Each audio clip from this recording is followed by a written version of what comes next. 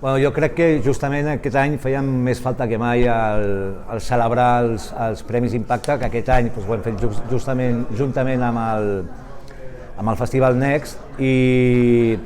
crec que era un any que més que mai els teníem que fer. Justament la pandèmia el que ha fet és que ha aturat molt el nostre sector, que som un sector que afecta directament a l'economia i que fem créixer a l'economia, i per això aquest any el que hem volgut és llançar aquest missatge que no ens hem d'aturar, que tenim que seguir d'alguna manera reconèixer el treball que ha fet la nostra indústria. És evident que aquest any també, justament per la pandèmia, el que ens hem adonat compte que el món de la comunicació va més enllà del que coneixem. Vull dir, justament aquest any hem premiat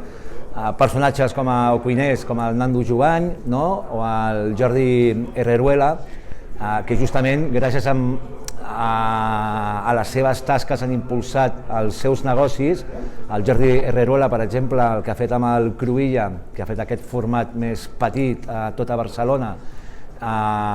i que ha dinamitzat el món de la cultura, i per això nosaltres com a indústria el que hem de fer és seguir amb més força i més ganes que mai per donar aquest impuls, i sobretot perquè aquest impuls ho noti l'economia del nostre país. I els resultats han sigut moltíssims, hem tingut vora de 600 inscrits aquest any als Premis Impacte, i juntament amb una sèrie de ponències de professionals molt rellevants de la nostra indústria, i la veritat és que ha sigut tot un èxit contra el pronòstic, perquè no sabien com reaccionaria la gent, però està clar que